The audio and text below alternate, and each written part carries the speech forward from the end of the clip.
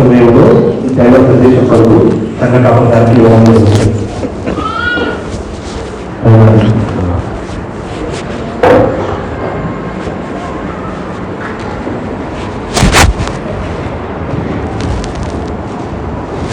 ఈ స్టాండ్ సరిగా పెట్టండి. Mic check. ప్రభునందు ప్రియమైన దేవుని వల్ల దేవుని యొక్క మహాకృపను బట్టి మనం అతని సన్నిధిలో చేరి ఉన్నాం. అందుకే దేవుని మహిమపరుస్తూ చేరి వస్తున్న మీ అందరికీ మన దేవుడు రక్షకుడైన యేసు ప్రభువును హృదయపూర్వక వందనాలు తెలియజేస్తున్నారు. చిన్న ప్రారంభం చేసుకుని వాక్య ధ్యానంలో ప్రవేశిద్దాం. మహాపరిశుద్ధుడైన మా ప్రియ పరలోకపు తండ్రి, మీకే స్తోత్రం నాయన. మాట్లాడేవారు దినంలోనికి మీరు మమ్మల్ని నడిపించారు. ఈ పాన్ సండే సందర్భంగా మీరు మాకు ఏం మాట్లాడాలనుకుంటున్నారు, మీ ఉద్దేశం ప్రకటించబడలేకుండా నా తండ్రి మీరు మీ బిడ్డల మధ్యలో మీ దాసునిగా నిలవబెట్టారు. మీరే ప్రకటించమని ప్రార్థిస్తున్నాను తండ్రి. గ్రహించుటకు గ్రహింపు శక్తిని బిడ్డలకు అనుగ్రహించమని, కేవలం వినువారు మాత్రమే కాకుండా వాక్య ప్రకారంగా జీవించే మనస్సును మాకు దయచేయమని ప్రార్థిస్తూ మా ప్రభువును రక్షకుడైన యేసుక్రీస్తు ప్రభువులో పెట్టి ఈ కృతజ్ఞతాస్తుతి ప్రార్థన మీకే సమర్పించి ప్రార్థించి వేడుకొంచున్నాను తండ్రి. ఆమేన్.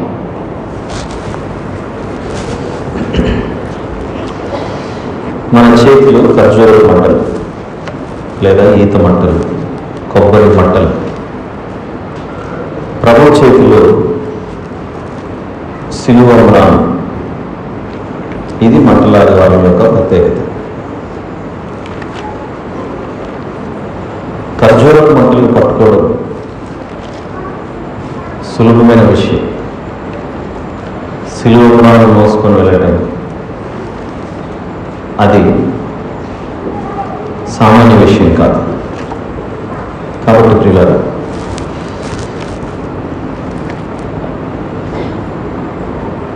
ఈరోజు జకర్యా గ్రంథం 9వ అధ్యాయం.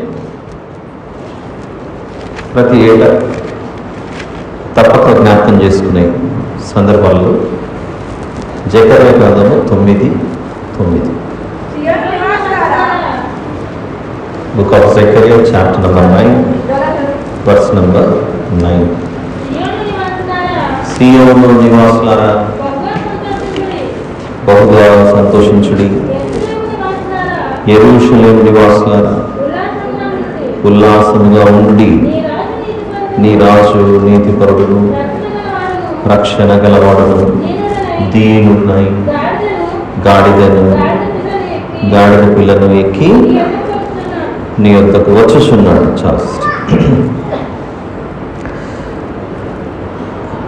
రాజు వస్తున్నాడు. రాజు వచ్చుచున్నాడు అంటే రాజుగారికి ఏదో బాధ్యత ఉంది. ఏమిటి ఆ బాధ్యత? ఈరోజు లూకా సువార్త 19 ఉత్తర ప్రత్యుత్తరాలుగా చదివాక 11 నుంచి రాజు వచ్చినప్పుడు రాజ్యము సంపాదించుకొని వెళ్ళడానికి వచ్చాడు. లూకా సువార్త 19లో జకర్యా గ్రంథము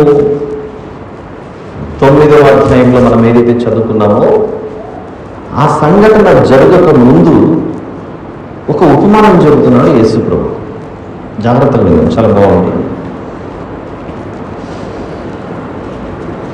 లూకా సువార్త 19:11-12 వచనాలు. వారు ఈ మాటలు వినుచుండగా తాను యెరూషలేమునకు సమీపంలో ఉండుట వలనను దేవుని రాజ్యం వెంటనే అగుపడునని వారు తలంచటం వలన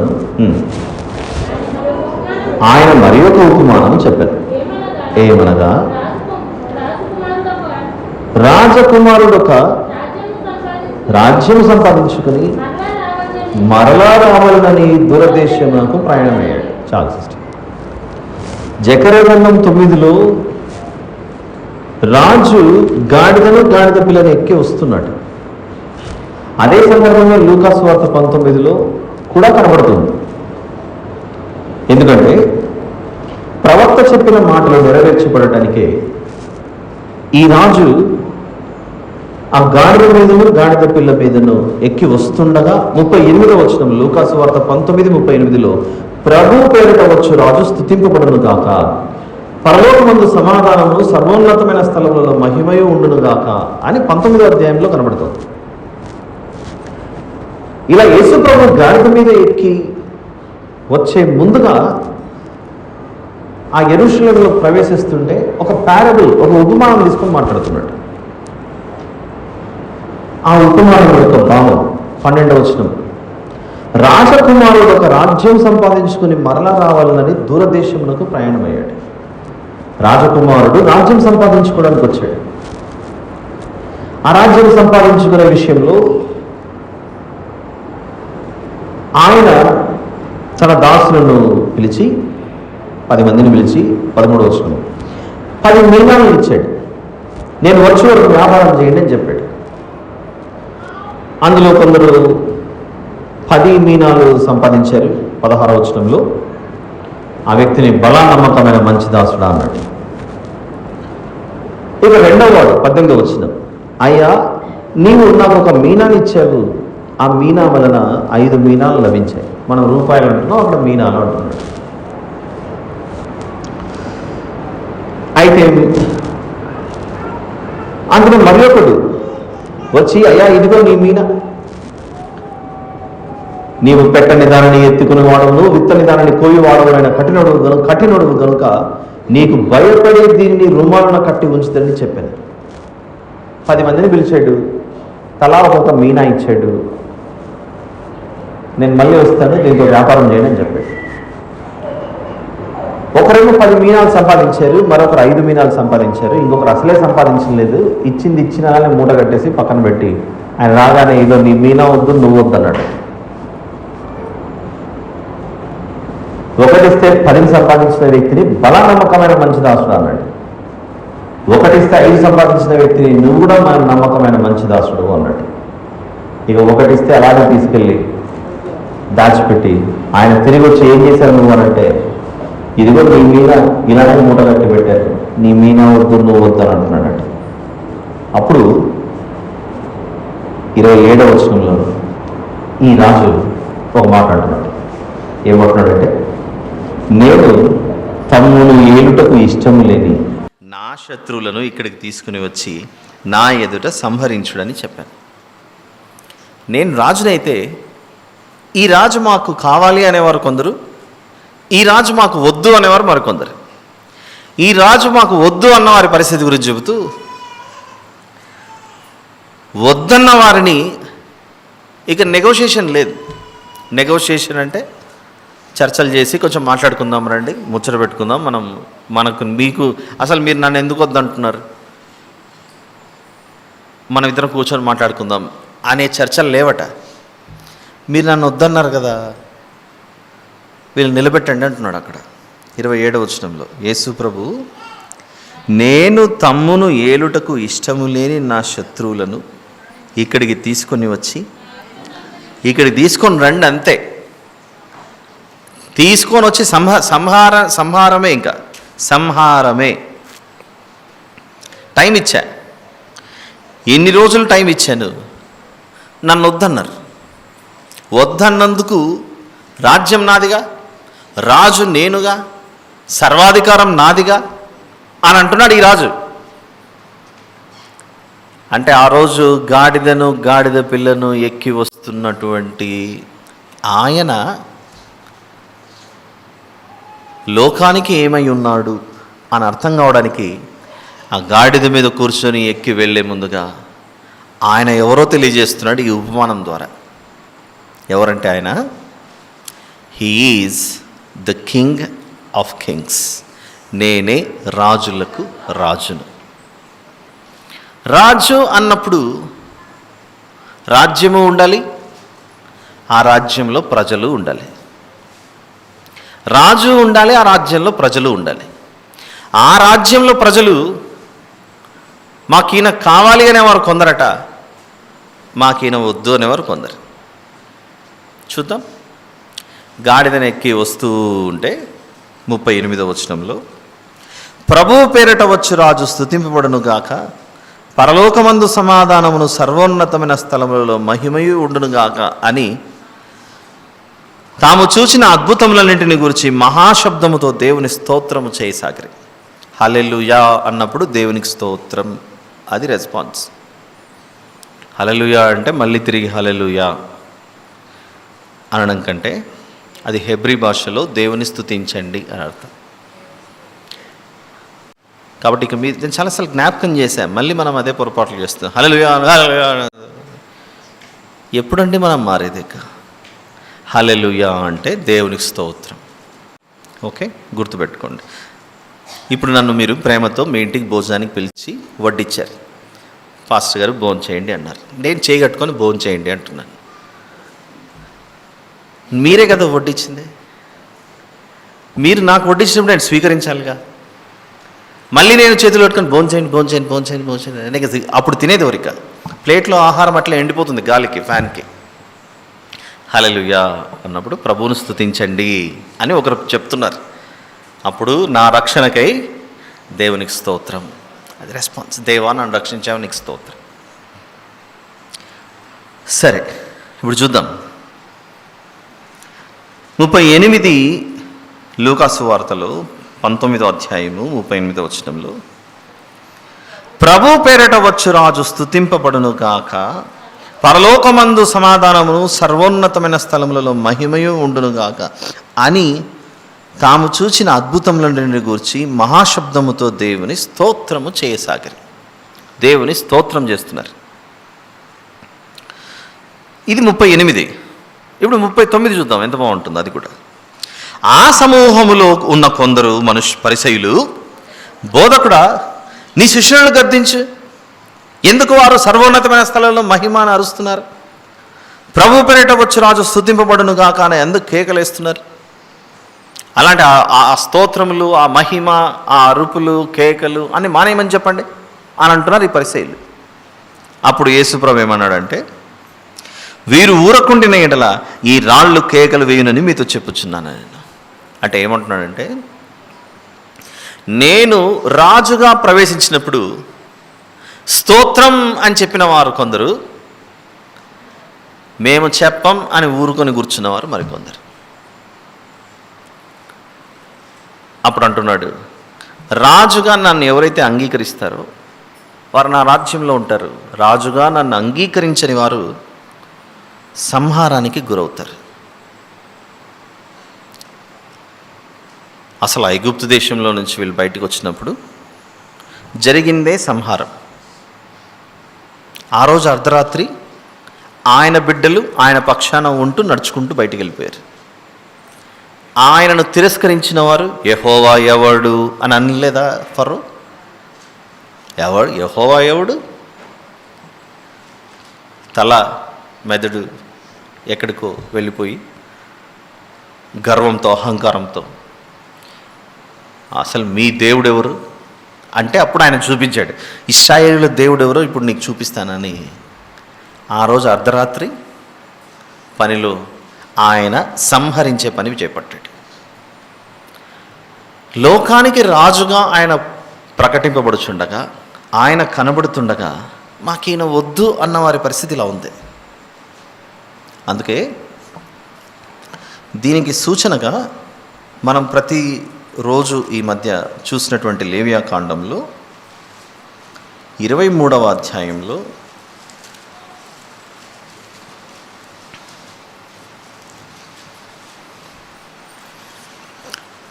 ఈ వచనం యొక్క భావం ఒకసారి జాగ్రత్తగా ఆలోచించండి. పైకి కనబడుతున్నంతగా ఉండేటువంటి వచనం కాదు అది. అందరూ తీసారా? Book of Leviticus chapter number 23 verse number 17, 17వ వచనం. మీరు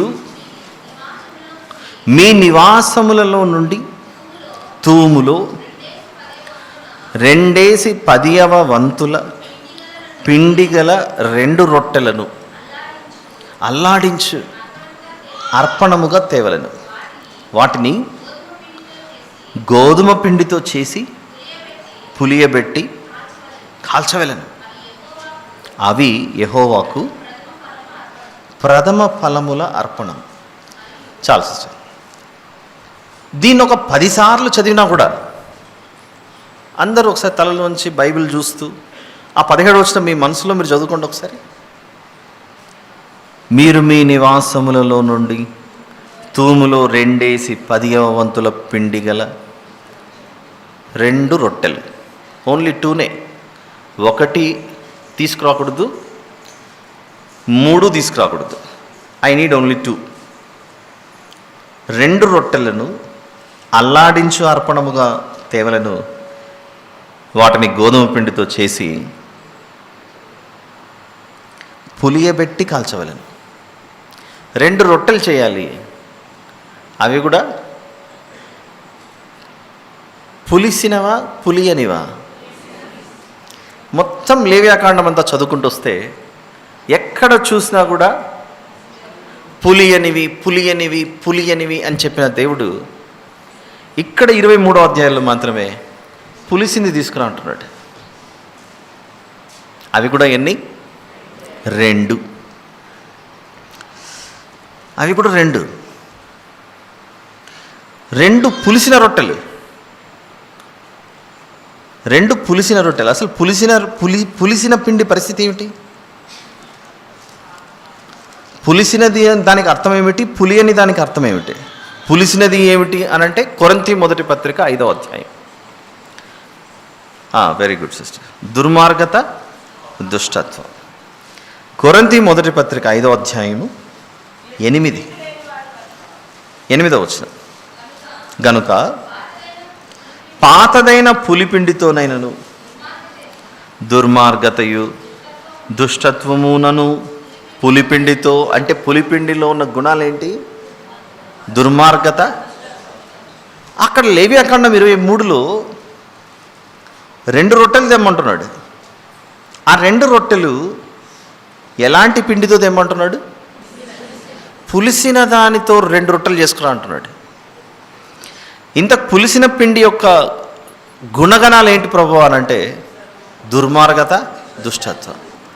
ఈ దుర్మార్గత, దుష్టత్వంతో దేవుని సన్నిధికి 2 రొట్టెలు తీసుకురావాలట.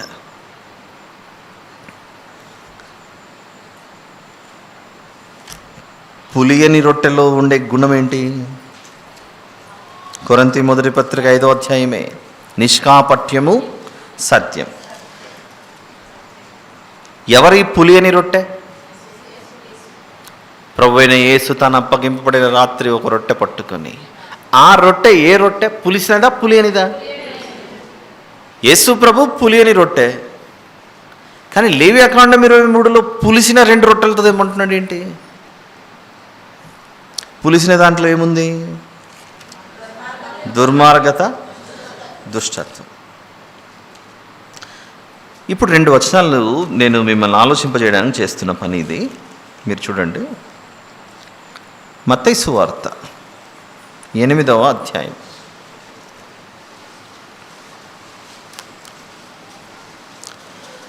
మత్తయి సువార్త 8.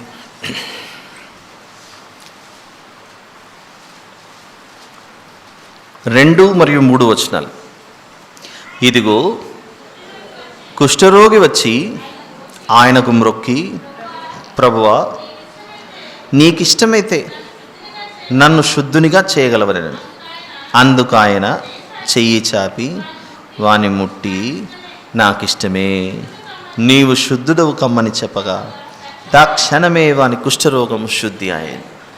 సాధారణంగా పాత నిబంధన ప్రకారంగా అపవిత్రుడైనటువంటి వ్యక్తి మరొక వ్యక్తిని తాకినా, ఆ అపవిత్రుడైన వ్యక్తిని మరొకరు వచ్చి తగిలినా ముట్టినోడు ఏమవ్వాలి? అపవిత్రుడవుతాడు పాత నిబంధన ప్రకారంగా. అంతే కదా. ఒక వ్యక్తికి అపవిత్రుడుగా ఉంటే ఆ వ్యక్తిని వెళ్ళి మనం తగిలితే మనము కూడా అపవిత్రులమే అని చెప్పింది ఓల్డ్ టెస్ట్మెంట్. కానీ న్యూ టెస్ట్మెంట్లో కుష్ఠరోగంతో ఉన్న వ్యక్తి ప్రభు దగ్గరకు రాగానే, ప్రభు తాకగానే ప్రభువులో ఉన్న పరిశుద్ధత ఆ కుష్ఠరోగికి వెళ్ళి అటు ఆ అస్వస్థత, ఆ కుష్ఠరోగంలో నుండి బయటపడ్డాడు. ఇప్పుడు యేసు ప్రభులో ఉన్న పరిశుద్ధత అతనిలోకి వెళ్ళిందా? అతనిలో ఉన్న అపవిత్రత ప్రభువులోకి వచ్చిందా? ప్రభువులో ఉన్నటువంటి పవిత్రత ఆ అపవిత్రంలోనికి వెళ్ళి స్వస్థపరిచింది. అలానే మార్కు సువార్త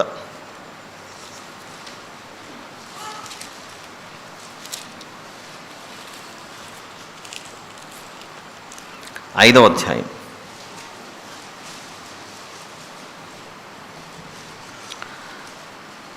25వ వచనం చూద్దాం. 25 నుండి ఎక్కువ ఉంది, నేను చదువుతున్నాను. 12 ఏండ్ల నుండి రక్తస్రావ రోగం కలిగిన యొక్క స్త్రీ ఉండెను. ఆమె అనేక వైద్యుల చేత ఎన్నో తిప్పలు పడి తనకు కలిగినదంతయు వ్యయం చేసుకుని ఎంత మాత్రమును ప్రయోజనం లేక మరింత సంకటపడను.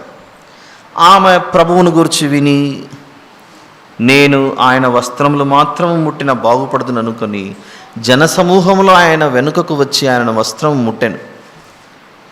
వెంటనే ఆమె రక్తధార కట్టెను గనుక తన శరీరంలోనే ఆ బాధ నివారణ అయినదని గ్రహించుకునేను. వెంటనే యేసు తనలో నుండి ప్రభావం బయలు వెళ్ళనని తనలో తను గ్రహించి, ఇదిగో ఆవిడ స్వస్థపరచబడింది అంటున్నాడు. 34వ వచనంలో, కుమారి, నీ విశ్వాసము నిన్ను స్వస్థపరచను, సమాధానము గలదానమైపోము, నీ బాధ నివారణ అయి నీకు స్వస్థత కలుగుగాక అని ఆమెతో చెప్పాను. ఈ స్థితిలో ఉన్నటువంటి స్త్రీని పాత నిబంధన ప్రకారంగా ఎవరైనా తాకినా, ముట్టినవాడు ఏమవుతాడు? అపవిత్రుడవుతాడు, according to the old testament. కానీ న్యూ టెస్ట్మెంట్లోకి వచ్చిన తర్వాత ఈ స్త్రీ వచ్చి ప్రభువుని తాకినప్పుడు ఆవిడకి సంపూర్ణమైనటువంటి ఆరోగ్యం, స్వస్థత కలిగింది. ఈ రీతిగా ఆలోచిస్తే ఒక అపవిత్రమైనటువంటి స్థితిలో ఉన్న మనుషులు ప్రభువును తాకితే అంటే ప్రభు వద్దకు చేరితే, ఆయన అంగీకరించినప్పుడు మనలో ఉన్నటువంటి పాపము ఆయనకు వెళ్ళదు, కానీ ఆయనలో ఉన్నటువంటి పరిశుద్ధత మనకు లభిస్తుంది. I'm able to make you understand. ఈరోజు మట్టలాదివారమే, దాని గురించే వింటున్నాం, అక్కడికే మనం చేరుకుంటాం. కానీ లేవియాకాండం 23లో పులిసినవి 2 తీసుకురామంటున్నాడు. పులిసినవి ఎక్కడికి తీసుకురావాలి? మందిరంలోనికి తీసుకురావాలి. పాత నిబంధనలోని ప్రత్యక్షపు గుడారం. మందిరంలో ఏ దేవుడున్నాడు? పాపము లేని దేవుడున్నాడు. మందిరంలో ఎవరున్నారంటే పాపము లేని దేవుడున్నాడు. పాపము లేని దేవుడు తనను క్రొత్త నిబంధనలో ఎలా పోల్చుకున్నాడు? పులిపిండి కలిగిన వ్యక్తిగా రొట్టెను చూపించాడా? పులిపిండి లేని వాడిగా చూపించాడా? పులిపిండి లేని వాడిగా చూపించాడు. అంటే దేవుడు పాపము లేని పులిపిండి అయితే దేవుని సన్నిధిలోనికి 2 పులిసిన పిండి కలిగిన రొట్టెలు వస్తున్నాయి. 23వ అధ్యాయం 17వ వచనం. మీ నివాసములలో నుండి తూములో 2 10వ వంతుల పిండి గల 2 రొట్టెలను అల్లాడించు అర్పణముగా తేవలను. వాటిని గోధుమ పిండితో చేసి పులిసిన దానితో 2 రొట్టెలు తెమ్మంటున్నాడు. పులియని వ్యక్తిత్వం కలిగినటువంటి దేవుడు. మందిరంలో దేవుడు పులియని పిండిగా పోల్చబడుతూ 2 పులిసిన రొట్టెలు తీసుకురమ్మంటున్నాడు. పులిసినది అనిలో ఏమి కనబడుతోంది? కొరింథీ పత్రికలో దుర్మార్గత, దుష్టత్వం. పులియని దానిలో ఏముంది? నిష్కపటం, సత్యం. అంటే పులియని పిండి పరిశుద్ధతను చూపిస్తుంటే పులిసినది దుర్మార్గతను, దుష్టత్వమును చూపిస్తుంది. మరి అలాంటి పరిశుద్ధుడు పులిసిన 2 లోపలికి ఆహ్వానిస్తున్నాడే. పులిసిన 2 రొట్టెలు లోపలికి రావచ్చు అంటున్నాడే. ఏదో ఉంది ఇందులో, మనం ఆగాలి అక్కడ. దీనికి మట్టలాదివారానికి సంబంధం ఏంటి? అని ఆలోచిస్తే, ఆ రోజు గాడిద పిల్ల మీదను ఎక్కి వస్తున్న ప్రభువును స్తోత్రం అని మహిమపరిచారు. వాళ్ళు ఎందుకు మహిమపరుస్తున్నారో కూడా పూర్తిగా అర్థం చేసుకొని మహిమపరిచారో లేదో మనకు తెలీదు. ఒకవేళ నిజంగానే పూర్తిగా అర్థం చేసుకొని మహిమపరిచింటే 4 రోజుల తర్వాత మొన్న వరకు జయము జయము స్తోత్రం అని అరిచిన నోర్లే సిలువ వేయుడి అని కేకలేసాయి. చేతిలో ఖర్జూరపు మంటలు పట్టుకున్న వారే ఆయన చేతికి చెక్క సిలువనిచ్చారు. ఖర్జూరపు మంటలు పట్టుకొని స్తోత్రం అని కేకలు వేసిన వారే అదే చేతులతో సుత్తి మేకులు ఇచ్చి ఆ రోమా అధికారులకు సైనికులకు కొట్టండి చంపేయండి అని ఇచ్చేశారు. అంటే వారు ఎందుకు ప్రభువును ఆ రోజు సర్వోన్నతమైన స్థలంలో దేవునికి మహిమ అని, లేకపోతే ప్రభువును స్తుతించుడి, దావీదు కుమారునికి జయము హోసన్న అని అరుస్తున్నారు, కానీ వారి మనసుల్లో ఆయన ఎందు నిమిత్తం వస్తున్నాడో గ్రహించలేకపోతున్నారు. ఆయనేమో సిలువ మీదకి ఎలా వెళ్తున్నాడంటే ఒక పులియని రొట్టెగా వెళ్తున్నాడు. అందుకే పులియని రొట్టెల పండుగలో ఆయన సిలువ సన్నివేశం జరుగుతూ వస్తుంది. అలాంటి పులియని పాపము లేని మహాపరిశుద్ధుని సన్నిధికి పాత నిబంధనలో మీరు నా సన్నిధిలోనికి పులిసినవి 2 రొట్టెలు తీసుకురావచ్చు అన్నట్టు. అప్పుడు ఎవరికైనా సందేహం రావాలి, ఏమని? ప్రభువా, నీవెప్పుడు చెప్పినప్పుడంతా పులియని రొట్టెలతో పులిసినది ఏది ఉండకూడదు, అలానే చేయాలని చెప్పావు కదా, ఎందుకు మరి లేవియాకాండం 23లో మాత్రమే 2 రొట్టెలు అవి పులిసినవే తీసుకురావాలి అని చెప్పాడు. ఇలా గ్రంథం చదువుకుంటూ పోతే లేవియాకాండంలో 2 పులిసిన రొట్టెలు అన్నాడు. పరమగీతంలో 8వ అధ్యాయము 8వ వచనంలో, పరమగీతము 8వ అధ్యాయము 8వ వచనంలో, మాకొక చిన్న చెల్లెలు కలదు, దానికి ఇంకను వయస్సు రాలేదు. చాలు సిస్టర్. పరమగీతం 567 page number. ఎవరో మాట్లాడుతున్నారు, వారు అంటున్నారు మాకు ఒక చెల్లెలు ఉంది అని. సో ఎంతమంది? ఇప్పుడు 2. ఇప్పుడు ఎవరైనా 2 చెల్లెళ్ళు ఉన్నారనుకోండి, అక్క చెల్లెలు ఇంట్లో, నాకు ఒక చెల్లెలు ఉంది అనడంలో తప్పులేదు, మేమిద్దరం అక్క చెల్లెలండి అని చెప్పడంలో తప్పులేదు. వివాహకాలం వచ్చినప్పుడు మేము దాని విషయమై ఏమి చేయుదుము అని ఆలోచిస్తున్నారు. ఎవరో 2 అక్క చెల్లెల గురించి మాట్లాడుతుంది పరమగీతం. ఇలానే కొంచెం ముందుకెళ్తే జకర్యా గ్రంథంలో మీకు 2 చూపించుకుంటూ వస్తున్నాను. లేవియాకాండము 23లో ఎన్ని రొట్టెలు చూపించాను? ఎలాంటి రొట్టెలు? పులిసిన రొట్టెలు. పరమగీతానికి వచ్చేసరికి 2 అక్క చెల్లెళ్ళు. ఎవరబ్బా ఈ 2 రొట్టెలు? అవి కూడా పులిసినవే. పులిసిన దాంట్లో ఏముంటాయి?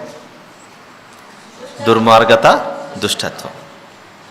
అలాంటి దుర్మార్గత, దుష్టత్వం కలిగిన పులిసిన 2 రొట్టెలు దేవుని సన్నిధిలో పులియని వ్యక్తిగా, పులియని క్యారెక్టర్గా, పాపం లేనివాడుగా, దుష్టత్వమే లేని దేవుని దగ్గరికి, దుష్టత్వమే లేని పాపమే లేని దేవుని దగ్గరికి దుర్మార్గత, దుష్టత్వం కలిగిన 2 రొట్టెలు రావటమా?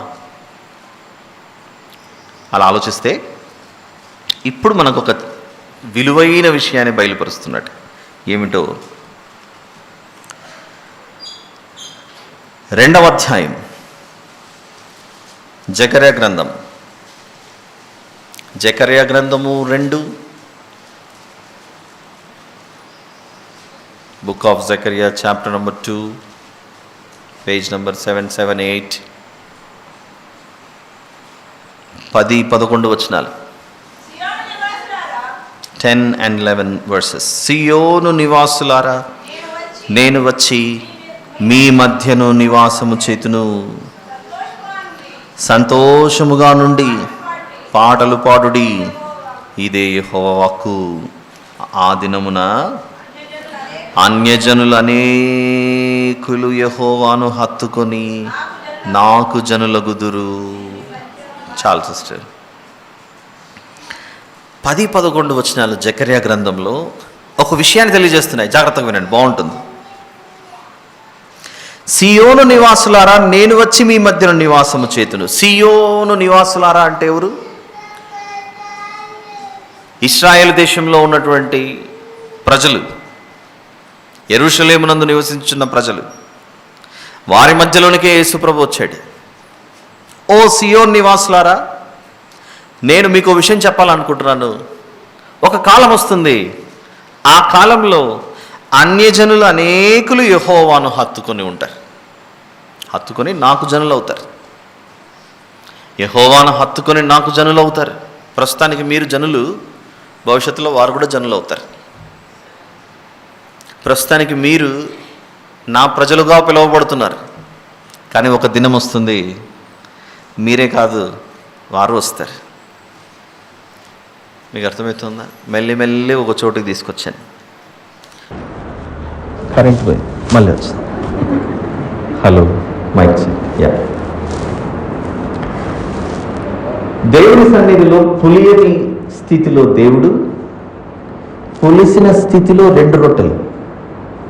అది లేవియాకాండ. తర్వాత చదువుకుంటూ వస్తే మేమిద్దరం అక్క చెల్లెళ్ళని మాట్లాడతాం. పరమగీతం అది పోయిట్రికల్ లాంగ్వేజ్లో ఉంది. ప్రభా ఇది కాదు, కానీ కొంచెం క్లారిటీ ప్రభా అని అంటే జకర్యా గ్రంథానికి వచ్చిన తర్వాత దేవుడు, ప్రస్తుతం మీరు జనులే, భవిష్యత్ కాలంలో అన్ని జనులు కూడా వస్తారన్నమాట. మీరు ప్రజలే, వారు ప్రజలే, ఇద్దరు నా దగ్గరకు వస్తారు. అంటే లేవియాకాండం 23లో కనపడుతున్న పులిసిన 2 రొట్టెలు ఎవరు? దొరికింది జవాబు. మహాపరిశుద్ధుని దగ్గరికి పులిసిన 2 రొట్టెలు వస్తున్నాయి. ఎవరు ఆ 2 రొట్టెలు? యేసు ప్రభు తనను చూపించి, తన శరీరాన్ని చూపించి, ఇది పులియని రొట్టె అన్నాడు. ఆయన రొట్టె అయినప్పుడు శరీరంలో ఉన్న మనం కూడా ఏమై ఉండాలి? మనము కూడా ఉపమానంగా పోలిస్తే మనం కూడా రొట్టెలమే. ఆయన దేహం రొట్టె అయినప్పుడు మన దేహాలు కూడా 2 రొట్టెలు ఎందుకు అవ్వవు? అంతే కదా. ఆయన దేహం రొట్టె అన్నప్పుడు మన దేహాలు కూడా రొట్టెలు ఎందుకు అవ్వవు? మన దేహాలు రొట్టెలైనప్పుడు ఏమిటి దానికి దీనికి తేడా అనంటే, ఆయన పులియని రొట్టె, మనము పులిసిన రొట్టె. ఈ పులిసిన రొట్టెలు 2 ఒక దినం వస్తుంది, ఆయన సన్నిధిలోకి వస్తాయి. అది భవిష్యత్ కాలంలో జరగబోయే దానిని ప్రవచన రూపకంగా చెప్పాడు లేవియాకాండం 23:17లో.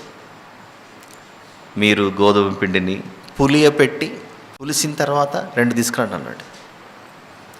అలా ఆ పులియని రొట్టెగా ఉన్న యేసు ప్రభువును సిలువకేసి కొట్టిందెవరు? మహాపరిశుద్ధులు కొట్టారా? పవిత్రులు కొట్టారా? సత్యము నిష్కాపట్యము కలిగిన మనుషులు కొట్టారా? ఎవరు కొట్టారు? దుర్మార్గులు, దుష్టులు కలిసి ఆయనను కొట్టారు. ఈ దుర్మార్గులు, దుష్టుల జాబితాలో ఎవరెవరున్నారు? ఇశ్రాయేలీయులేమో, స్వకీయులేమో సిలువకేసి కొట్టండి కొట్టండి అని కేకలేశారు. ఇశ్రాయేలీయులు కాని వారైన రోమియులేమో, వాళ్ళు చెప్పారు కనుక, పిలాతు చెప్పాడు కనుక మేమేసి కొడతామని వీళ్ళు కొట్టేశారు. అంటే యేసు ప్రభువును సిలువ వేసే సమయంలో ఎన్ని వర్గాల ప్రజలు ఉన్నారు అక్కడ? ఒకరేమో స్వకీయులు, మరొకరు అన్యజనులు. వీళ్ళిద్దరూ కలిసి పులియని రొట్టెగా ఉన్న యేసు ప్రభువును పులిసిన స్థితిలో ఉన్న ఈ 2 రొట్టెలు కలిపి సిలువకేసి కొట్టేసి, మీరు నన్ను కొట్టినా పర్లేదు, మీరిప్పుడు దుర్మార్గత, దుష్టత్వము అనే స్థితిలో ఉన్నారు, కానీ నేనెవరంటే మీ రాజును, మీ మనసులను గెలుచుకునే వెళ్తానన్నాడు ఆయన. అలా సమాధిలో నుండి తిరిగి లేవగానే 40 రోజులు వారికి కనపడి, ఆ తర్వాత పెంతెకొస్తేను పండుగ దినం రాగానే పరిశుద్ధాత్మ దేవుడు అగ్నిజ్వాలల్లో దిగినప్పుడు, మీరు చంపింది జీవాధిపతిని, మీరు సిలువ కేసి కొట్టి చంపింది మిమ్మును రక్షించడానికి వచ్చిన వ్యక్తిని చంపారు, మిమ్మును కాపాడడానికి వచ్చిన వ్యక్తిని చంపారు, మీకు మేలు చేయడానికి వచ్చిన వ్యక్తిని చంపారు. ఒక నిర్దోషిని హతమార్చారు మీరు. కానీ ఆయన నిర్దోషి, మహాపరిశుద్ధుడు గనుక మరణము కూడా ఆయనను సమాధిలో బంధించలేకపోయింది. ఆయన విజయుడుగా సమాధిలో నుండి లేచాడు బయటికి. అప్పుడు ఆ మాటలు వినగానే వారికి, మేము ఇంత పని చేశామా, ఇంత దారుణమైన పని చేశామా, ఒక నిర్దోషి అన్యాయంగా చంపామా అని వాక్యమును వినిన వారు ఆలస్యం చేయకుండా పరుగున అపోస్తల కార్యములు 2వ అధ్యాయంలో ఆలస్యం చేయము, మేము వచ్చేస్తామని అందరూ వచ్చేశారు. ఆ పులిసిన స్థితిలో ఉన్న ఈ మనుషులు పులియని స్థితిలో ఉన్న ప్రభు వద్దకు వచ్చి పాపములను కడిగి వేసుకుంటున్నారు. అలా సర్వలోక ప్రజల హృదయములను గెలుచుకోవడానికి, దేవుని రాజ్యంలో నశించిపోతున్న వారిని చేర్చటానికి ప్రవేశించినటువంటి గనుడైన మహారాజే ఆ రోజు యెరూషలేములో, ఇదిగో మనం చదువుకున్న దావీదు కుమారుడుగా లూకాసు వార్త 19లో ఏం చదువుకున్నాం? ప్రభువు పేరట వచ్చు రాజు స్తుతింపబడును గాక. రాజు అయితే రాజ్యం ఉండాలి, రాజ్యంలో ప్రజలు ఉండాలి, ఆ ప్రజలు ఆ రాజు వెంట నడవాలి. అలా ఆ రోజు మంటలాదివారం రోజు ప్రవేశించిన ఆ రాజు రాజ్యాన్ని స్థాపించాడు. ఆ రాజ్యంలో ఎవరెవరున్నారు? ఇప్పుడు ఇశ్రాయేలీలు ఉన్నారు, ఇశ్రాయేలీలు కానివారు ఉన్నారు. పాత నిబంధనలోని లేవియా కాండంలో సాదృశ్యముగా, ఛాయగా పులిసిన 2 రొట్టెలు ప్రవేశించాయి. క్రొత్త నిబంధనలో పులిసిన రొట్టెకుండే గుణాలు, అనగా ఆత్మ సంబంధంగా చదువుకున్న కొరింథీ పత్రికలో దుర్మార్గత, దుష్టత్వము కలిగిన ఈ మనుషులు పులిసిన స్థితిలో ఆ ప్రభు రాజ్యంలో చేర్చబడ్డారు. చేర్చబడగానే రాజ్యం ఏమైంది? విస్తరించబడింది. విస్తరించబడినప్పుడు ప్రభు, ఒక దినం వస్తుంది నాయన, ఆ దినం రోజు జరిగేది ఏంటంటే, ఈరోజు యెరూషలేములో మీరు ఖర్జూరపు మట్టలు పట్టుకొని హోసన్నా జయము జయము అని అరిచారు. అది 2000 సంవత్సరాల క్రితం, 2000 years ago అప్రాక్సిమేట్లీ. కానీ ఒక దినం వస్తుంది. నేను ఒక ప్రశ్న, మీరు ఆలోచించండి. గాడిదను యేసు ప్రభు ఎక్కి వచ్చే సమయంలో స్థానికంగా హోసన్నా జయము జయము అని అప్పుడు 2000 సంవత్సరాల క్రితం ఆయన చుట్టూ ఉండి కేకలు వేసిన వారు ఇశ్రాయేలీయులేనా? మనం కూడా, మన భారతీయులు, పాకిస్తానీయులు, ఆఫ్ఘనిస్తాన్, ఇండోనేషియా, ఆస్ట్రేలియా అందరు కూడా పోయారు అక్కడికి. ఎవరున్నారు అక్కడ? ఓన్లీ ఇశ్రాయేలీయులు ఉన్నారు. కానీ ఇన్ని వేల సంవత్సరాలు గడిచిన తర్వాత ఆనాడు ఖర్జూరపు మట్టలు పట్టుకొని హోసానా జయం అంటుంటే, ఈనాడు, ఈరోజు, ఈ సమయంలో అదే ప్రభువును ఏ ప్రజలు స్తోత్రం అని ఆయనను మహిమపరుస్తున్నాయి? ఇశ్రాయేలీలు మాత్రమే ప్రభువుకు స్తోత్రం అంటున్నారా? ఇండియాలో ఉన్న సంఘాలు, కేవలం హైదరాబాదులో ఉన్న మన సంఘం మాత్రమే ప్రభువుకు స్తోత్రం అంటుందా? ఇండియాలో ఉన్న అన్ని సంఘాలు దేవునికి స్తోత్రం అని చెప్పట్లేదా? శ్రీలంకలో దేవుని యొక్క మందిరం ఉంటే శ్రీలంకలో ప్రజలు దేవునికి స్తోత్రం అని చెప్పట్లేదా? పక్కన బంగ్లాదేశ్లో ఒకవేళ చర్చ్ ఉంటే ఆ మందిరంలో దేవుని బిడ్డలు కూడుకుంటే వాళ్ళు కూడా దేవునికి స్తోత్రం అని చెప్తారా? చెప్పరా? చెప్తారు. బంగ్లాదేశ్లో సంఘం ఉంటే వారు చెప్తారు, పాకిస్తాన్లో సంఘం ఉంటే వారు చెప్తారు, నేపాల్లో ఉంటే వారు చెప్తారు, చైనాలో ఉంటే వాళ్ళు చెప్పాలి. యేసు ప్రభును వెంబడించి ప్రతి ఒక్కరూ ఈ మంటలాదివారం రోజు హోసన్నా జయమని చెప్పి తీరాలిగా, చెప్తారుగా. ఒకనాడేమో ఓన్లీ ఇశ్రాయేలీలే, కాలం మారిన తర్వాత ఎవరెవరు వచ్చారు? ఆయా జనులలో నుండి, ఆయా వంశములలో నుండి, ఆయా ప్రజల్లో నుండి, ఆయా దేశాల్లో నుండి అందరూ వచ్చి ఇదిగో ప్రభువునకు జయం, సింహాసనాసీనుడును దేవుని గొర్రెపిల్లనైన ఆ ప్రభువుకు స్తోత్రమని ఎలుగెత్తి చెప్పే దినం ఒకటి ఉంటుందని యేసు ప్రభు ఆరోహణమైన తర్వాత పద్మాసు ద్వీపమందు పరవశుడై యోహాను గారు ఒక పుస్తకం రాశారు. ఆ పుస్తకం ఏంటి? ప్రకటన గ్రంథం. ఆ ప్రకటన గ్రంథంలో ఒక రోజు వస్తుంది నాయన, మేమేమో ప్రస్తుతానికి ఇక్కడ కేకలేసాము ఖర్జూరపు మట్టలు పట్టుకొని, ఒక దినం వస్తుంది అప్పుడు ఆ రాజ్యంలో ఎవరెవరు ఉంటారంటే అని చెప్తున్నాడు ప్రకటన గ్రంథం 7వ అధ్యాయం, book of Revelation chapter number 7. Book of Revelation chapter number 7, 9-10 వచనాలు. అటు తర్వాత నేను చూడగా ఇదిగో ప్రతి జనములో నుండి, ప్రతి వంశములో నుండి, ప్రజలలో నుండి, ఆయా భాషలు మాట్లాడు వారిలో నుండి వచ్చి ఎవడును లెక్కింపజాలని ఒక గొప్ప సమూహము కనబడెను. వారు అసలు ఈ తెల్లని వస్త్రం ఎలా వచ్చాయంటే, ఆ రోజు గాడిదను యేసు ప్రభు ఎక్కి వస్తుంటే దారి పొడుగున వీళ్ళు ఏం పరిచారట? వారి బట్టలు పరిచారు. వారేమో లిటరల్గా వారి యొక్క బట్టలు పరిస్తే నాకు ఎలా అర్థమైందంటే, అది ప్రభువా, మా వస్త్రాలు చాలా మలినమైనటువంటి వస్త్రాలు, నీ దగ్గర అయితే రక్షణ వస్త్రాలు ఉన్నాయి, నీ దగ్గర అయితే నీతి అనే వస్త్రాలు ఉన్నాయి. అవి మేము పొందుకోవాలంటే మా ప్రాచీన వస్త్రాలు మేము పక్కన పెట్టాలి. ఆ ప్రాచీన వస్త్రాలు దేనికి సూచన? ప్రాచీన స్వభావమునకు సూచన. మా ప్రాచీన స్వభావం నీ కాళ్ళ ఎదుట పడేస్తున్నాం తండ్రి, మా ప్రాచీన స్వభావం నీ కాళ్ళ దగ్గర పడేస్తాము, మాకు నీ దగ్గర ఉన్న రక్షణ వస్త్రాలు ఇస్తావా? ఈ ప్రకటన 7వ అధ్యాయం అలానే ఉంచి ఒక్కసారి యెషయా గ్రంథం 61కి వెళ్ళేసి వద్దాం. అసలు వీళ్ళు బట్టలు కింద వేయడంలో ఉద్దేశం ఏంటి ప్రభువా అంటే, మేము క్రొత్త నవీన వస్త్రాలను తెచ్చుకోలేము, అది మా వల్ల కాదు. అది షాప్లో దొరకవు, ఇవి చార్మినార్ దగ్గర ఒకవేళ దొరికింటే డబ్బులు ఇచ్చి కొనుక్కునేవాళ్ళు. నీవిచ్చే వస్త్రాలు మాకు మార్కెట్లో ఎక్కడ దొరకవు.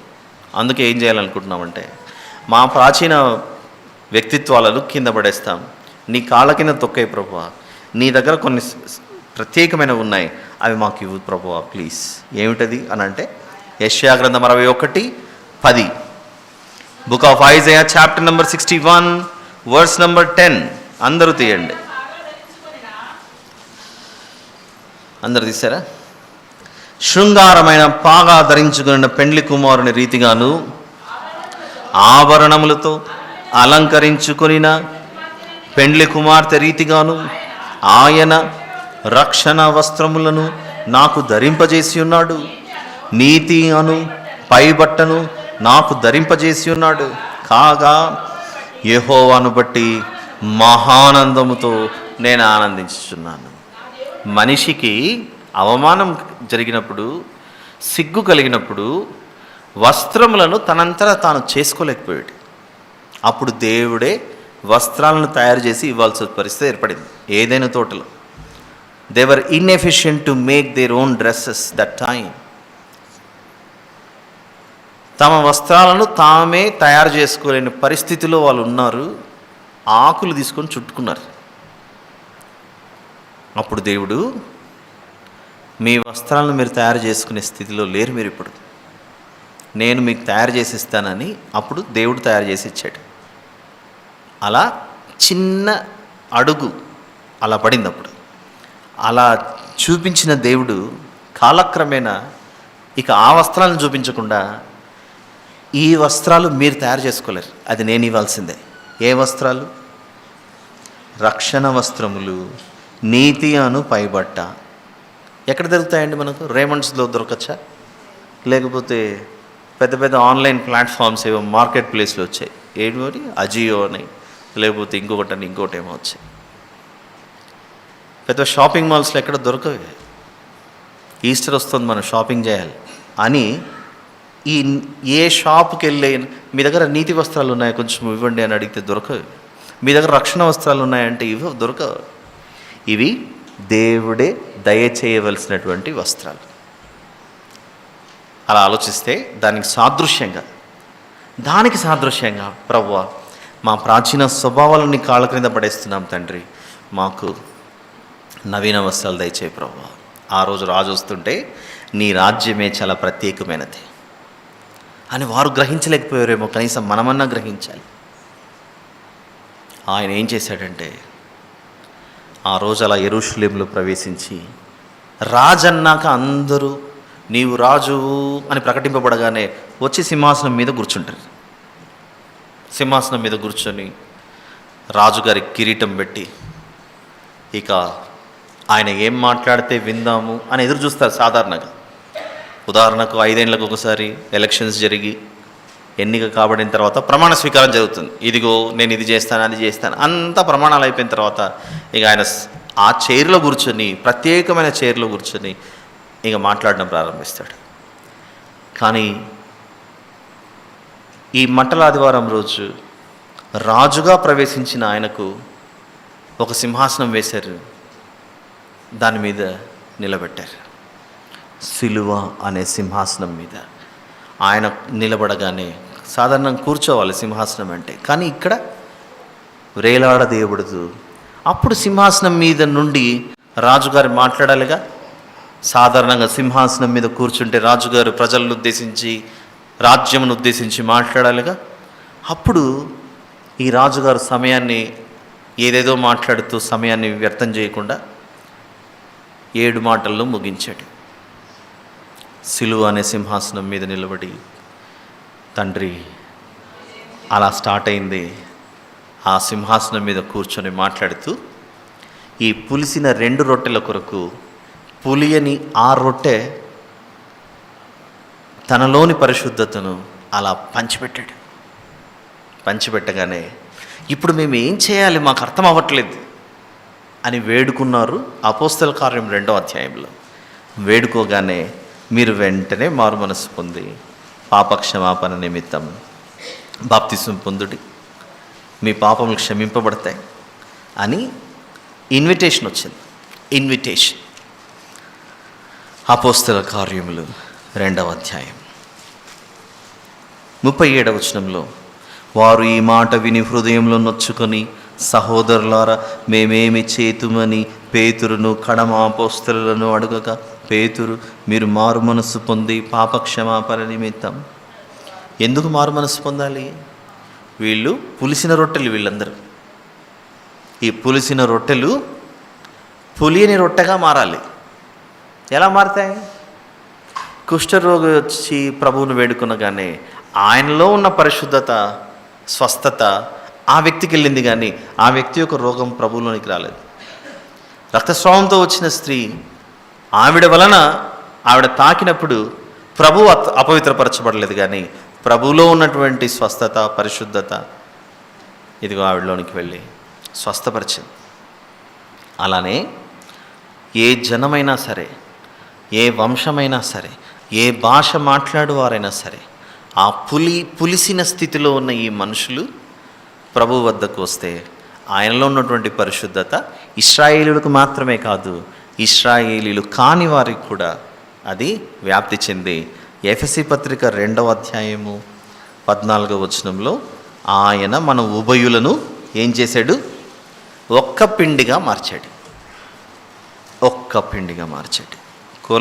ఎఫెసీ 2:14 ఆయన మన సమాధానమునై ఉండి మీకును మాకును ఉండిన ద్వేషమును, మీకును మాకును ఉండిన ద్వేషమట. ద్వేషం ఏ పిండిలో ఉంటుంది? పులిసిన పిండిలో ఉంటుంది. దాన్ని ఏం చేశాడట? తొలగించి, అనగా విధిరూపకమైన ఆజ్ఞలు గల ధర్మశాస్త్రమును తన శరీరమందు కొట్టివేయుట చేత మధ్య గోడను పడగొట్టి మన ఉభయులను ఏకము చేశారు. కాబట్టి ఏమిటి మంటలాదివారం యొక్క ప్రత్యేకత ఏమిటనంటే, ఎవరు మమ్మును పవిత్రులుగా చేయగలరు అనడానికి ఎంచుకున్నటువంటి పరిశుద్ధుడైన దేవుని గొర్రెపిల్ల ఎన్నిక జరిగింది ఈరోజు. Palm Sunday is a selection, good Friday is a crucifixion, Easter is resurrection, Pentecost is inclusion. Inclusion అంటే ఏమిటి? ఇశ్రాయేలీయులు, అన్యజనులు ప్రభువు దగ్గరకు వచ్చి ప్రభువా క్షమించు, నేను నిజంగానే మారుతున్నాం అని ఒప్పుకుంటే యూదులని భేదం లేదు, గ్రీసు దేశస్థుడని భేదం లేదు, పురుషుడని భేదం లేదు, స్త్రీ అని భేదం లేదు. అందరూ ప్రభువునందు దేవుని ఇశ్రాయేలై ఉన్నారు. ఆ దేవుని ఇశ్రాయేలునకు రాజు ఎవరనంటే మన రక్షకుడైన యేసు ప్రభు. పస్కా పండుగ రోజే యేసు ప్రభు అప్పచెప్పబడుతున్నాడు. దానికంటే 4 రోజుల ముందు ఏం చేయాలి? వీరు గొర్రెపిల్లను తెచ్చి పెట్టుకోవాలి, చూడాలి, 4 రోజులు టెస్ట్ చేయాలి. ఈ గొర్రెపిల్లలో ఏమైనా దోషం ఉందా? నిన్న కూడా విన్నాగా, నిర్గమకాండం 12వ అధ్యాయంలో ఇంటికి వెళ్ళి చదువుకోండి. మొదటి నెలలో 10వ రోజు గొర్రెపిల్లను తెచ్చిపెట్టుకోవాలి. ఎన్నో రోజు చంపేయాలి దాన్ని? 14వ రోజు మరణానికి అప్పచెప్పాలి. ఇది మనకు అర్థమైతే 10 నుంచి 14 వరకు ఏమైంది? 10 నుంచి 14 వరకు ఏమైందంటే, వారు తెచ్చిపెట్టుకున్న గొర్రెపిల్ల దీనికి ఏమైనా లోపం ఉందా, ఇది నిర్దోషమైందా కాదా, దీని అవయవాల్లో ఏమైనా లోపాలు ఉన్నాయా, they should keep testing that, examine చేయాలి. ఇది మనకు అర్థమైతే, ఇది మనం ఆలోచించగలిగితే, ఎప్పుడైతే యెరూషలేములోనికి ప్రవేశించాడో గాడిద మీద, మరి ఈ ఆదివారం నుండి గుడ్ ఫ్రైడే మధ్యలో, ఈ ఆదివారం నుండి గుడ్ ఫ్రైడే మధ్యలో ఏం జరిగింది? ప్రభువు మీద ప్రశ్నల వర్షం కురిపించారు. ఇదిగో నువ్వు దేవాలయాన్ని పడగొట్టి 3 దినాలు లేపుతా అన్నావంట, నిజమేనా అనే ప్రశ్నలు వేయలేదా?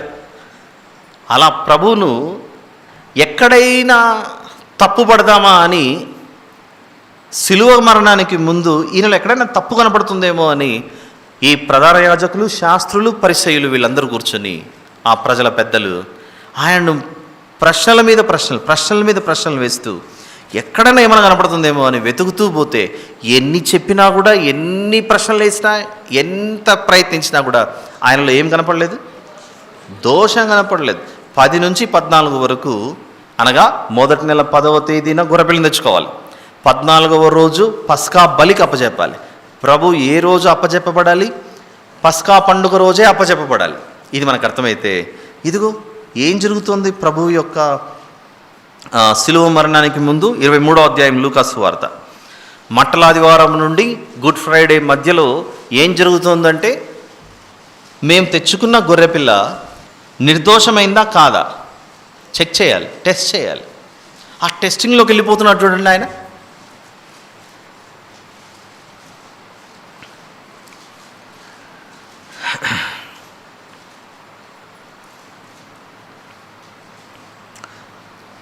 ఎక్కువ ఉంది, నేను చదువుతాను. 23వ అధ్యాయం మొదటి నుంచి చదువుకుంటూ వెళ్దాం. అంతటా వారందరూ లేచి ఆయనను పిలాతు వద్దకు తీసుకుని పోయి, ఇతడు మా జనమును తిరుగుబడ ప్రేరేపించుచు కైసరునకు పన్నియవద్దనియో, తానే క్రీస్తును ఒక రాజుననియో చెప్పగా మేము వింటిమని ఆయన మీద నేరం మోపసాగిరి. పిలాతు, నీవు యూదుల రాజువా అని ఆయన అడుగగా, ఆయన నీవన్నట్టే అని అతనితో చెప్పాను. పిలాతు ప్రధాన యాజకులతోనూ జన సమూహములతోనూ, ఈ మనుష్యుని యందు నాకు ఏ నేరమును కనబడలేదన్నాడు. ఏ నేరము కనబడలేదంటే ఏ దోషము కూడా ఆయనలో కనపడలేదు. అంటే good Friday before, between Palm Sunday and ఈ టైంలో దేవుని గొర్రెపిల్లను ఏం చేస్తున్నారు? ఈ మనుషులు పరీక్షిస్తున్నారు, పరిశీలిస్తున్నారు, ఇది నిర్దోషమైన గొర్రెపిల్లనా కాదా అని. అలా జరిగింది. ఇకపోతే ఇదే అధ్యాయం, హేరోదు అనే ఆ రాజు 9వ వచనంలో, ఆయనను చూచినప్పుడు చాలా ప్రశ్నలు వేసినను ఆయన అతనికి ఉత్తరమేమీ ఇవ్వలేదు. అలా హేరోదు రాజు పరిశీలించినా కనపడలేదు, పిలాతు పరిశీలించినా కనపడలేదు ఏ దోషం. ఒకసారి మత్తయి సువార్తలోకి వెళ్ళి కూడా చూద్దాం. 10వ తేదీ నుండి 14 వరకు ఏమి జరుగుతుంది అని చూస్తే, ఇదిగో ఆయనను పట్టుకున్నవారు తీసుకెళ్ళి 26వ అధ్యాయం మత్తయి సువార్త 26.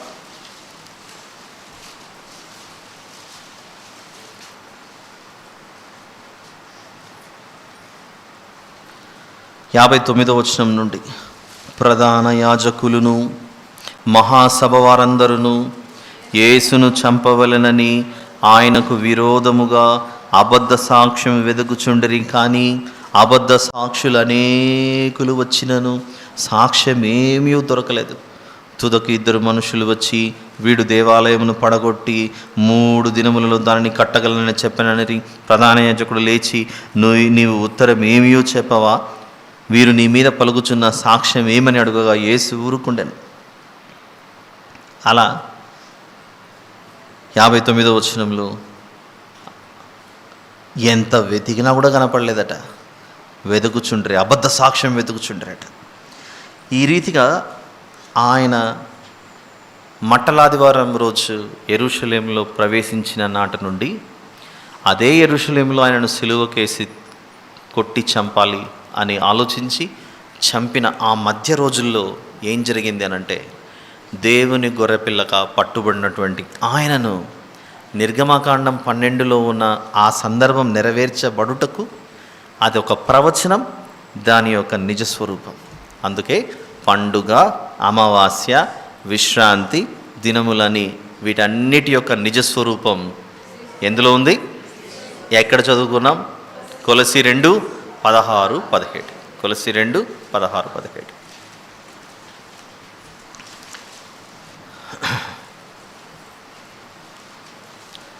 చదవండి ఎవరైనా. కాబట్టి అన్నపానముల విషయంలోనైనను, పండుగ, అమావాస్య, విశ్రాంతి దినము అను వాటి విషయంలోనైనను మీకు తీర్పు తీర్చినవనికి అవకాశం ఇయ్యకుడి. ఇవి రాబో వాటి ఛాయే కానీ నిజస్వరూపము క్రీస్తులో ఉన్నది. కాబట్టి ఏం తెలుసుకున్నాం ఈరోజు మనము? పామ్ సండే రోజు దేవుని గొర్రెపిల్ల యొక్క సెలక్షన్ జరిగింది. మీరు సమాజంలో గమనిస్తే అప్పుడప్పుడు ప్రత్యేకంగా జంతువులను చంపి వండుకొని తినే పండుగలు కొన్ని ఉంటాయి. ఏ గొర్రెనో మేకనో ఇట్లాంటివి తెచ్చి పెట్టుకొని ఆ డే రాగానే దాన్ని చంపుకొని తినే పండుగలు కొన్ని ఉన్నాయి అక్కడక్కడ. ఇంకా వాటికి పేర్లు ఇప్పుడు మనకు అనవసరం. దేనినైతే మనం చంపాలో దాని మీద కత్తి పెట్టే ముందుగా, దాని తలను నరికివేసే ముందు ఫస్ట్ ఏం జరుగుతుంది? మార్కెట్కి వెళ్తాం, ఆ జంతువుని తెచ్చుకొని ఇంటి దగ్గర పెట్టుకుంటాం. ఇంటి దగ్గర పెట్టేసి కట్టేస్తాం. దాన్ని కట్టేసిన తర్వాత ఇంకా అది బ్రతకాలి కదా. మనం ఎప్పుడైతే చంపాలో ఆ దినం వరకు అది బ్రతకాలంటే రోజు దానికి ఏం పెట్టాలి? కొంచెం నీళ్ళు ఇవ్వాలి, ఆకులు, అలమలు అవి ఇవి తెచ్చి తింటా ఉండు. అప్పుడు ఆ జంతువుకి ఏమనిపిస్తుందంటే, మొన్నటి వరకు నేను అక్కడ ఇక్కడ వీధుల మీద, అడవుల్లో, పొలాల్లో తిరుగుతూ నేనే ఆకులు, చెట్లు, కొమ్మలు ఎత్తుక్కుంటూ తిరగాల్సిన పరిస్థితి వచ్చింది. నాకెందుకు ఈరోజు చాలా స్పెషల్ ట్రీట్మెంట్ ఇస్తున్నారు. నేను ఉన్న చోటుకి నాకు ఫుడ్ అంతా తెచ్చి పెడుతున్నారు. ఇంకా కొన్నిసార్లు ఏమవుతుందంటే ఆ జంతువు మెడలో పూలదండ వేస్తారు. అక్కడికి ఆగదు స్టోరీ. ఆ జంతువుని తీసుకెళ్ళేటప్పుడు పక్కన బాజా భజంత్రీలు, డోలు, డప్పా కొట్టుకుంటూ తీసుకెళ్తారు. అప్పుడు నిజంగా అది మనలాంటి మనసు అయింటే, అబ్బా నా గురించి ఏంటి ఇంత గ్రేట్ చేస్తున్నారు, నాకే కొట్టారు డ్రమ్ము, నాకే వేశారు మెడలో పూలదండ, నాకే కప్పారు షాల్ అని చాలా మురిసిపోతారు. కానీ పాపం పరిస్థితి ఏమవుతుందంటే, ఆ జంతువు అలా ఊరేగించుకుంటూ తీసుకెళ్ళిపోయి ఇంకా చాలా నేను ఊరేగించింది అని ఒక చోట పెట్టి కత్తి పెట్టి కట్మన్ గట్ట చేయగానే అయిపోయి రక్తంలో విల కొట్టుకుంటుంటుంది. అది దీని కొరక మీరు నాకు మెడలో దండేశారు, దీని కొరక నన్ను ఇంతగా డోలు డప్పా అన్నీ పెట్టుకొని వాయించుకుంటూ తీసుకెళ్లారు. ఇది మనకు అర్థమైతే మంటల ఆదివారం రోజు హోసన్నా జయం జయం జయం అని కేకలేసి 4 రోజుల తర్వాత సిలువ మీద చంపేశారే రక్తం కారెట్టుగా. మన చేతిలో ఖర్జూరపు మట్టలు, ఈత మట్టలు, ఆయన చేతికేమో నీ సిలువ నువ్వే మోసుకొని వెళ్ళి నువ్వు వండుకో మేము మేకులు కొడతామని పండేశారు. ఆలోచించండి. అంత చేసిన ఆ నిర్దోషమైన దేవుని గొర్రెపిల్ల వీళ్ళు ఏం చేస్తున్నారో వీళ్ళకి తెలియట్లేదు. వీళ్ళంతా పులిసిన రొట్టెలు వీళ్ళు. ఈ పులిసిన రొట్టెను పులియని రొట్టెగా చేయాలనేదే నా ఆశ. కాబట్టి వీరి మనస్సులను నేను గెలుచుకోవాలి, అదే నా రాజ్యం. వీరి హృదయంలో నేను వెళ్ళి కూర్చోవాలి, అదే నా రాజ్యం. వీరు మాత్రమే కాదు, ఈ ఇశ్రాయేలులు మాత్రమే కాదు, నన్ను కొడుతున్న రోమీయులు కూడా నావారే, అన్యజనులైన రోమీయులు కూడా నావారే. అలా పులిసిన ఈ రోమీయులు, ఇతర జనాంగాలు అనే రొట్టె, పులిసిన ఈ ఇశ్రాయేలీయులు అనే ఈ రొట్టె, పులియని రొట్టెన నా దగ్గరికి రావాలి. అదిగో చెప్పాను, 2 పులిసిన రొట్టెలు దేవుని సన్నిధిలో తీసుకురండి అనగానే ఆ పులిసిన స్థితిలో ప్రతి ఒక్కరూ దేవుని దగ్గరికి రాగా వారందరూ దేవునికి క్రొత్త ఫలమై నైవేద్యముగా మారారు. అది దేవుడు మన మీద చూపిన మహాకృప. Palm Sunday is a selection. The time between Palm Sunday and Good Friday is examination. After examination crucifixion. ఆ క్రూసిఫిక్షన్ అయిన తర్వాత రిజరక్షన్, ద ఫస్ట్ ఫ్రూట్, నిద్రించిన వారిలో ప్రథమ ఫలం. అలా వచ్చిన ఆయన నేను ఎలాగున్నానో మీరు కూడా నాలాగా ఉండండి అని ఆహ్వానించి అందరినీ ఇంక్లూడ్ చేశాడు. ఇంక్లూజన్ జరిగింది పెంతెకోస్తులో. ఇంకా చెప్పాలంటే అనేక భాషలు మాట్లాడే వారందరూ ఒక్కచోట కూర్చొని దేవుని వాక్యం వింటున్నారు. ఇప్పుడు ఇది అసందర్భోచితమేమో కానీ ఒక చిన్న విషయం జ్ఞాపకం చేస్తాను. ఆదికాండం 11లో బాబేలు గోపురాన్ని కట్టారు. వాళ్ళ ఆశ ఏమిటి? ఆకాశం అంటే అంత ఇదిగా మేము ఒక గోపురం కట్టాలని. ఆకాశం మీద ఎవరున్నారు? దేవుడు ఉన్నాడు. భూమి మీద ఎవరున్నారు? మనుషులు ఉన్నారు. మనుషులు ఆకాశమందున్న దేవుణ్ణి వద్దకు చేరుకోవడానికి గోపురం కట్టి పైకి వెళ్ళాలని చూస్తారు. కానీ పెంతెకోస్తు అనే పండుగ రోజు ఏం జరిగిందంటే, మనుషులు మీరు ఎంత పెద్ద గోపురం కట్టినా నా దగ్గరికి రాలేరు, కానీ నేనే మీ వద్దకు దిగి వస్తానని పెంతెకోస్తు అనే పండుగ రోజు దిగొచ్చాడు. దిగి వచ్చి ఆ రోజు ఒక్క భాష కన్ఫ్యూజన్ క్రియేట్ చేసిన తర్వాత బాబేలు వద్ద, కానీ ఇక్కడ అనేక భాషలు క్లారిటీ ఇచ్చాయి. అక్కడ కన్ఫ్యూజన్, ఇక్కడ క్లారిటీ. ఎక్కడ క్లారిటీ? యేసు ప్రభు పునరుత్థానుడై తిరిగి లేచిన తర్వాత పెంతెకోస్తు పండుగ దినాన్ని రోజు అందరూ కూర్చుండగా దేవుడు వారితో మాట్లాడాడు. ఎలా మాట్లాడాడు? ఎవరెవరికి వారి వారి భాషలో అర్థమయ్యేట్టుగా చేశాడు. ఎవరెవరికి వారి సొంత భాషలో అర్థమయ్యేట్టుగా చేశాడు. మనము ఈ సండే గ్యాదర్ అవుతున్నాం. అప్పుడప్పుడు మన తెలుగు రాని వాళ్ళు ఇక్కడ వచ్చి కూర్చొని ఉంటారు. నాకు చాలా బాధ అవుతుంది, అరే వాళ్ళు వచ్చి కూర్చున్నారు, నేను చెప్పేది ఏం అర్థం అవ్వట్లేదు, కానీ వాళ్ళు ఓపికతో కూర్చున్నారు, వాళ్ళకి ఎట్లా చేయాలబ్బా, వాళ్ళకి ఎట్లా చేయాలి అలా ఆలోచిస్తుంటే, అలాంటి పరిస్థితి ఏర్పడినప్పుడు పరిశుద్ధాత్మ దేవుడు వారికి అర్థమయ్యే భాషలో వినిపించాడట. Many languages, one clarity, one language, so much of confusion after some time. అది బాబేల్. అక్కడేమో మనిషి దేవుని వద్దకు చేరుకోవాలని ప్రయత్నించాడు. ఇక్కడేమో దేవుడే ప్రతి మనిషి వద్దకు వచ్చాడు. ఎంత బాగుంది చూడండి. ఇదంతా ఒక ప్లాన్, పకడ్బందీగా జరిగినటువంటి ఒక చక్కటి ప్రణాళిక. అది మనకు వివరించాడు. ఇప్పుడు అయిపోయింది టైం. మళ్ళీ కలుసుకున్నప్పుడు మిగిలిన విషయాలు మాట్లాడుకుందాం. ప్రార్థన చేసుకుందాం. ప్రేమగల తండ్రి, బలి కొరకు సిద్ధపరచుకున్న బలి పశువే యేసు ప్రభువు అను దేవుని గొర్రెపిల్ల ఈరోజు మేము సిద్ధపరచుకున్నాం. ఆ తర్వాత 4 రోజులకి బలికి అప్పచెప్తున్నాం. ఈయనే మా రాజు అన్నారు, ఈయన మాకు వద్దన్నారు 4 రోజుల తర్వాత. ఆ రోజు ప్రభువును సంహరించాలని చూశారు, కానీ ప్రభువు చెప్పిన ఉపమానంలో ఒక దినం వస్తుంది నన్ను వద్దన్న వారిని నేను సంహరిస్తానన్నాడు. అది హెచ్చరిక. అది వారికి అర్థం అవ్విందో లేదో మాకు తెలియదు, కానీ నా ప్రభువా మీరు మాకు ఈరోజు అర్థం చేయించారని మేము నమ్ముచున్నాం.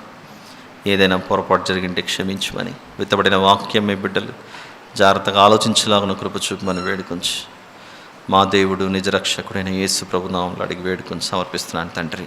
ఆమెన్.